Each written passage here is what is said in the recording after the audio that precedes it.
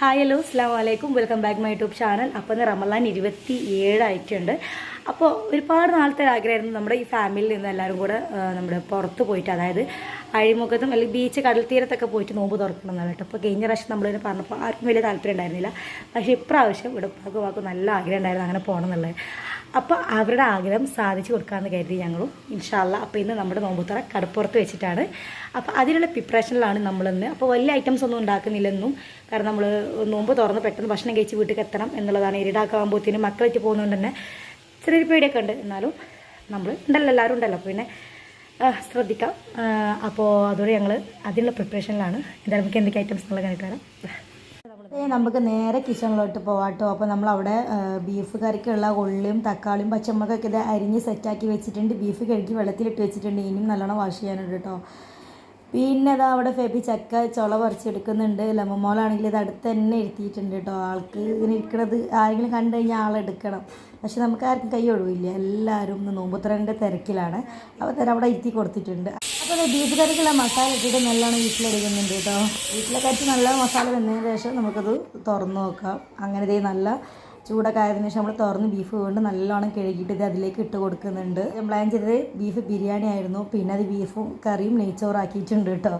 അങ്ങനത്തെ ബീഫ് മസാല ഒക്കെ വരുന്നതിന് ശേഷം നമ്മുടെ ബീഫ് അതിലേക്ക് ഞാൻ ഇട്ട് കൊടുത്ത് ഇത് നല്ലോണം നമുക്കതിൻ്റെ ഇളക്കി കൊടുത്തതിന് ശേഷം നമുക്കത് വീണ്ടും നമ്മുടെ കുക്കർ അടച്ച് വെച്ചിട്ട് ഒരു 2 വിസിൽ, അത് മതിയാവും, 2 വിസിൽ അടിക്കുന്നത് വരെ നമുക്ക് വെയിറ്റ് ചെയ്യാം. അതുകൊണ്ട് നമ്മൾ ബിരിയാണി പോട്ട് ഞാൻ എടുത്ത് വെച്ചിട്ടുണ്ട് കേട്ടോ. അതിലാണ് നമ്മൾ നെയ്ച്ചോറ് വെക്കുന്നത്. എന്തായാലും ഇതിൽ നമ്മൾ ആദ്യമായിട്ടാണ് ട്രൈ ചെയ്യുന്നത്, എന്താവും എന്നൊന്നും നമുക്കറിയില്ല. അപ്പോൾ അതേ നമ്മുടെ ക്യാരറ്റും ഉള്ളിയൊക്കെ അരിഞ്ഞ് വെച്ചിട്ടുണ്ട്. പിന്നെ അതേ അരി കഴുകിയിട്ടില്ല, കഴുകാൻ വേണ്ടി വെച്ചിട്ടുണ്ട് കേട്ടോ.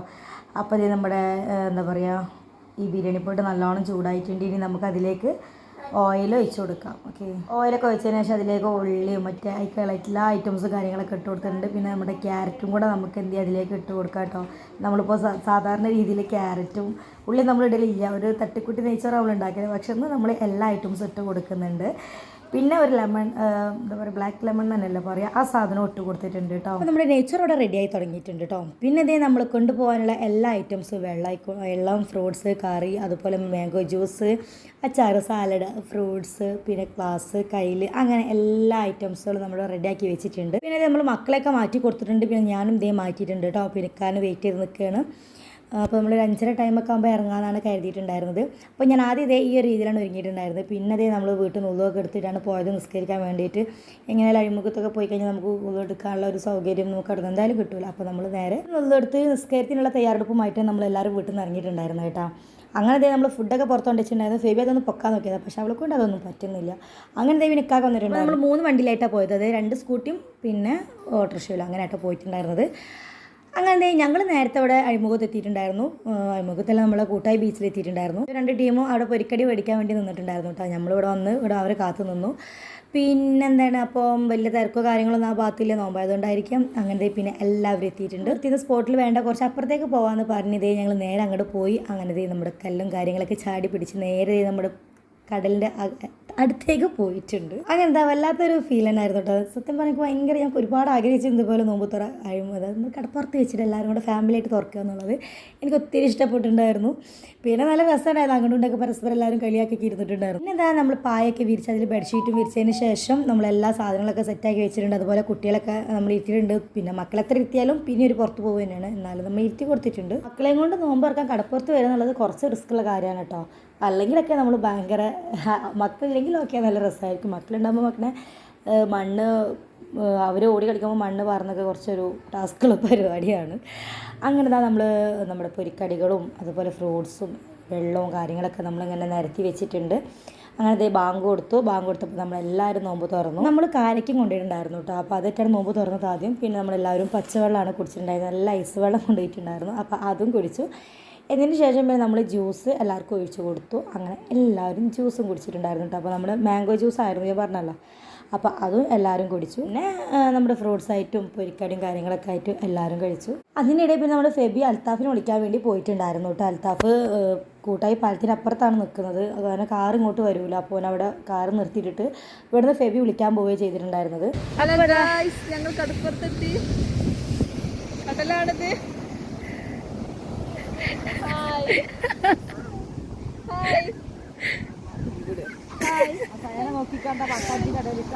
മോൻക്ക് ഇങ്ങോട്ടാക്കി ഇതൊക്കെ കിട്ടി ഹായ് ഹായ് കാണില്ല. ഹായ് ഞങ്ങൾക്ക് മുറിയൊക്കെ ഉണ്ടിട്ടാ എന്തേ? ആ അപ്പ പോയി. പപ്പനെ വിളിക്കും.